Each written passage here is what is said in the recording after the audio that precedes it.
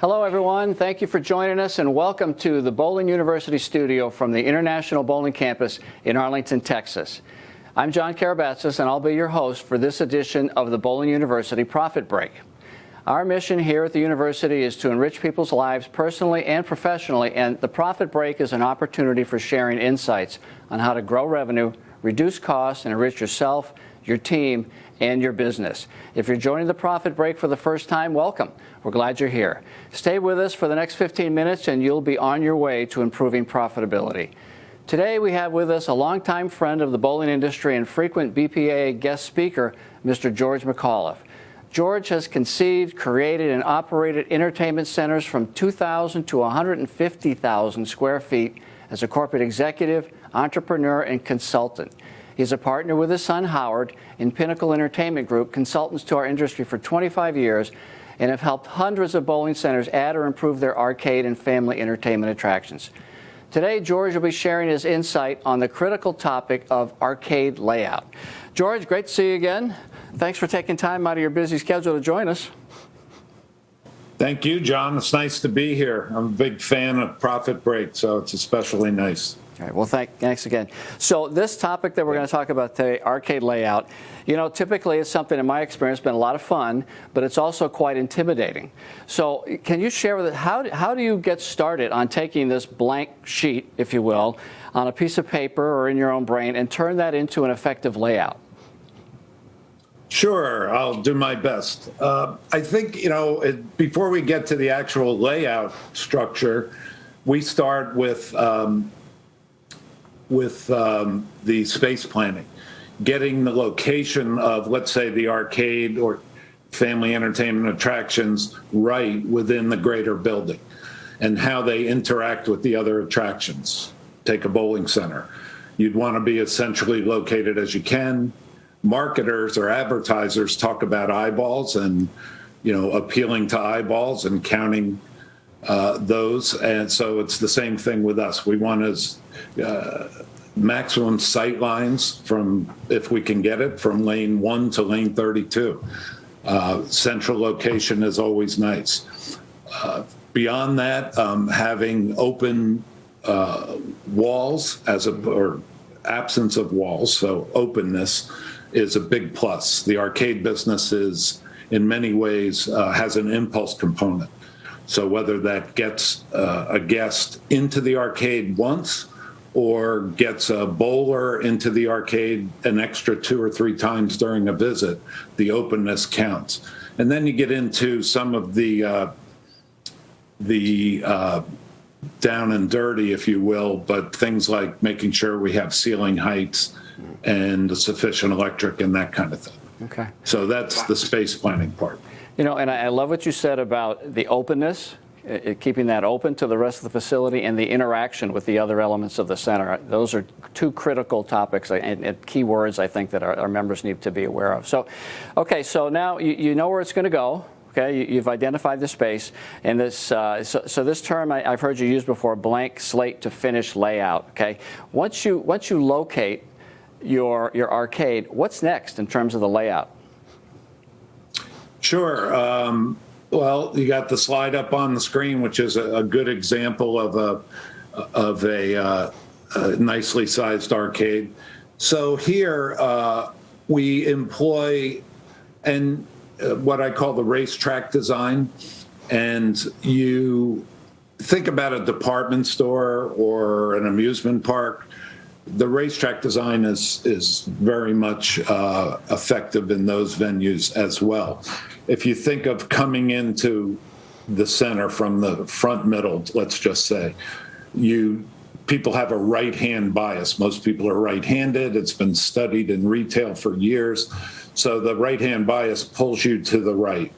So that's where you want to, place your wow pieces, if you will, or at least a couple of wow pieces. And then as they come to the back and around, in general, the traffic will flow that way, and the left-hand side of the screen becomes the exit aisle.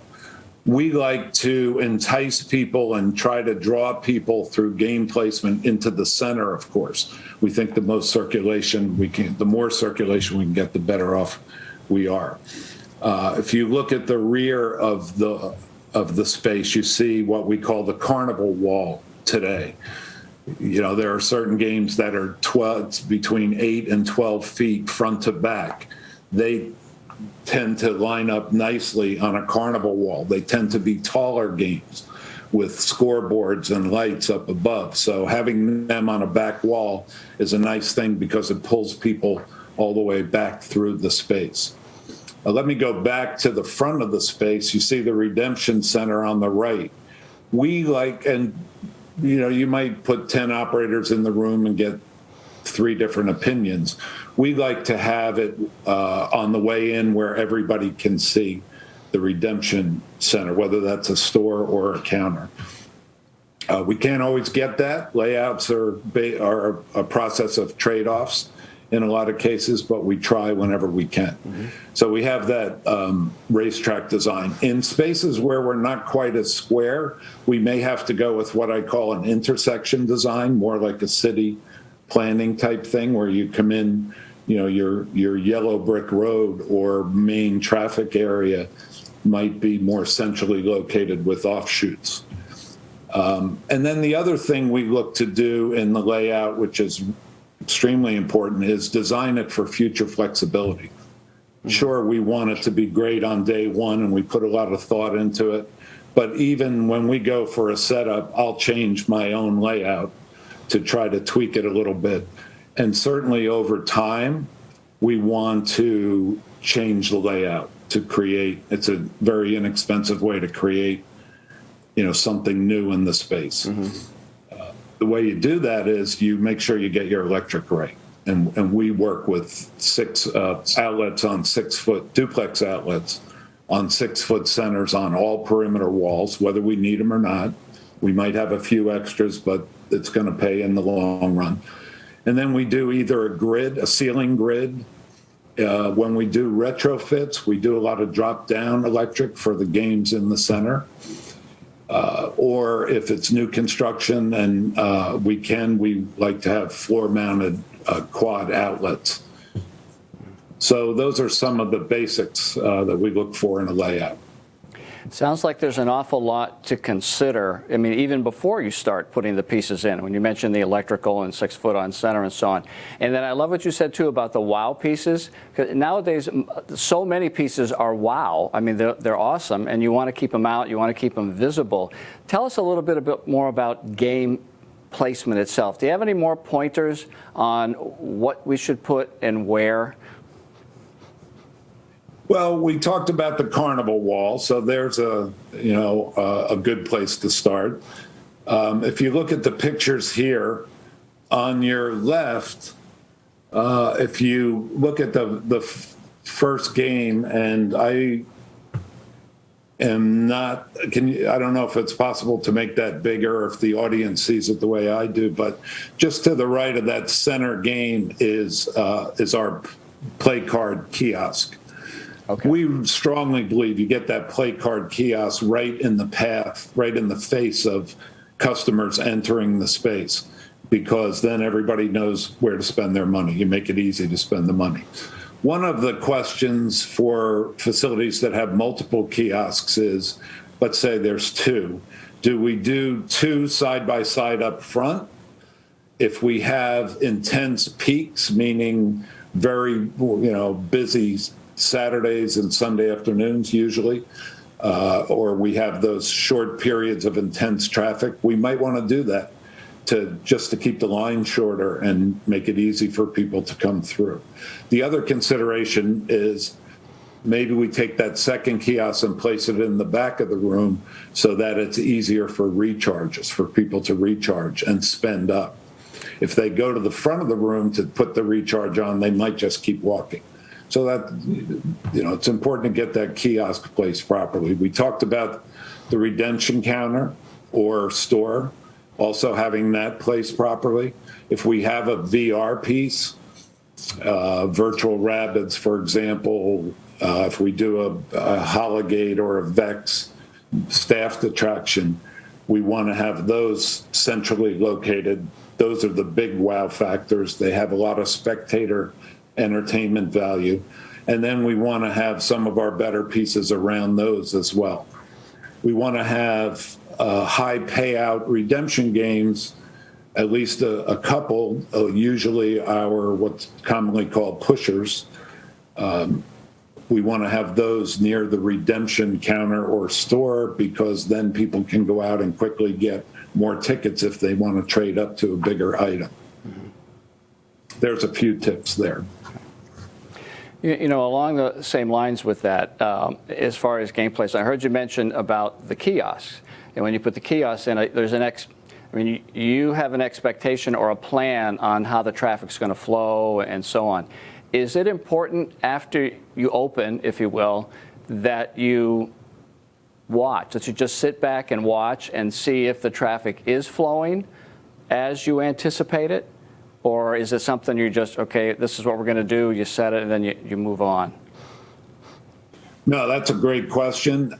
It is, you absolutely, as long as we've been doing this, every place seems to be a little bit different.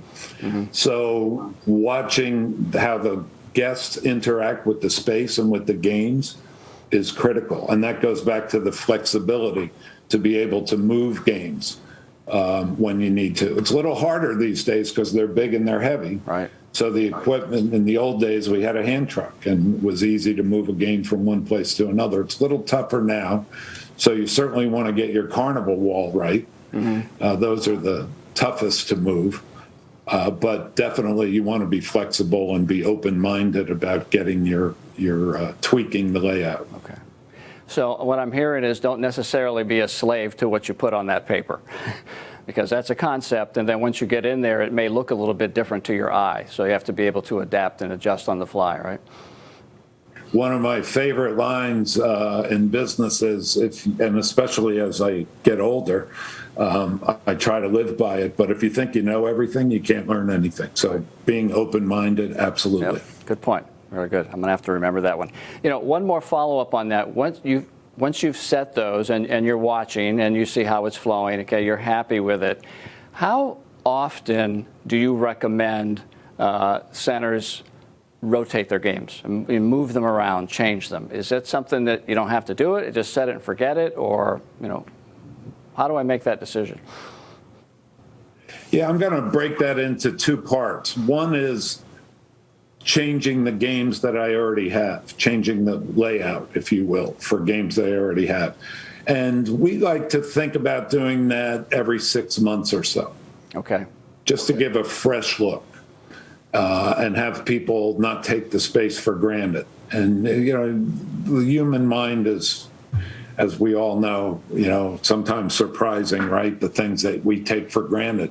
But just a little thing like moving your big bass wheels from one part of the building to the other opens up, new things for the guests that, they just by hunting for the big bass wheel. Mm-hmm. So that's number one. You want to do that about every 6 months. In terms of adding new games to the mix, it kind of depends on the market. Over time, we suggest that our customers budget 5% of sales for new game acquisition.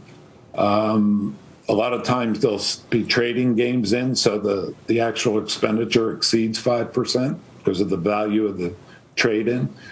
But we know that one thing is for certain, we've seen it so many times, if we don't add new games on a regular basis, then the top line sales tends to deteriorate. Okay. Good advice. Thank you for that. We have time for one more question for you. A lot of our members remove lanes. As time's gone, years ago you could survive just on bowling, or you could survive just on games if you were an arcade, but as time has gone on, you can't do that anymore. So a lot of our members they remove lanes and they add an FEC element to it. Do you have any advice or any pointers for our members? Well, John, it just so happens that I have a couple slides that can address that. You are just on the spot. Just amazing. So here's a before picture on a project we're working on right now. It's a 32-lane center You see the arcade space designated just inside the entrance to the left. So we got that central location that we like to have. We had some space to the beyond the arcade where we used for some party rooms and electrical bathrooms and so forth are there. But we had the arcade, and it did so well over the 3-year period that, in fact, on a per square foot basis, it was exceeding bowling. We had about 28 games. It was so powerful we wanted to expand, but as you can see, there wasn't a lot of place to do it. So we started thinking about removing lanes and very carefully, did the analysis. We wound up taking out 8 lanes and 1 through 8. And in that space, we will repurpose with 2 6-hole mini golf courses. So if you look at this after slide, that's what you will see. We were able to add 17 games to the mix by moving left through the arcade. This bowling center happens to be attached to a movie theater.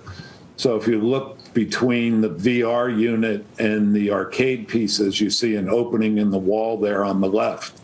That is now open to the theater lobby. So we're able to integrate the theater and the bowling center as well as the entertainment aspects there. We've hit, game 16. I'm just looking here, and the 8s are, you'll see kiosks in the places that we talked about, front and center. We have a redemption store. We've upgraded from a counter to a store here. So down right in the elevation change where you see the VR unit, to the right of that is a redemption store. And then to the back is where the 2 6-hole mini golf courses are, highly themed to the rest of the center. And the one thing of note, the redemption store is designed for multi-purpose. So the front of the gray square that you see there, that's our POS kiosk. Okay. The front of it, we sell cards, we observe and sell the VR. At slower times, it can do double duty from a staffing point of view. And we can also sell the mini golf from that point. So that's triple duty. So we're kind of happy with the labor efficiencies that we got there. And as well as, a big upgrade to the redemption. We've had great success taking counters, turning them into stores, and driving sales in many centers. That's an amazing transformation. That's wow. That just changes that whole facility. So that's exciting. You know what, George? I think the only issue is that there's so much involved in what we've just talked about in the last 10, 15 minutes. I mean, we're just barely able to scratch the surface on this. So thank you for your time. You did a great job in the short time that we have for it. So for the rest of you, remember, if you'd like to learn even more about the power of arcade layout, you can contact George directly via email or by calling his office. As we wrap up another edition of the Bowling University Profit Break, remember that when your focus is on growing people, people will grow your business. We look forward to seeing you next time for another great episode. If you have any questions about today's show or would like additional information, you can reach us at any time at education@bpaa.com. Also, you and your team can watch any of our previous episodes 24/7 by visiting bowlinguniversity.net. The Profit Break is now available when you want it, and we have new episodes premiering every month. Until then, I'm John Karabatsis, and do for one what you wish you could do for everyone. We'll see you next time.